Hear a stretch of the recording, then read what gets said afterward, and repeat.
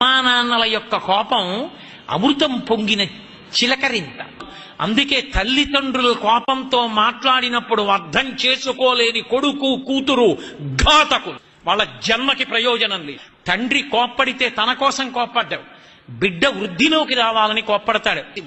అందుకే ఈ లోకంలో కోప్పడినా కూడా ప్రసాదంగా తీసుకోవలసింది ఎవరి విషయంలో అంటే ఒక్క అమ్మా నాన్న విషయంలోనే. ఎందుకని?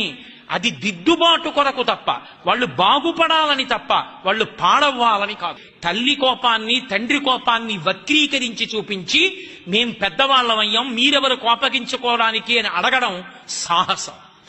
ఎంత వయసు వచ్చినా తండ్రి తండ్రే, తల్లి తల్లి. వాళ్ళ మాటలలో తప్పు పట్టడానికి, ఆ మాట మాట్లాడడానికి, వాళ్ళకున్నటువంటి అధికారాన్ని ప్రశ్నించడానికి బిడ్డలకి అసలు అర్హత, అధికారము, హక్కు లేనే లేవు. అంతటి గొప్ప దైవస్వరూపం అమ్మ.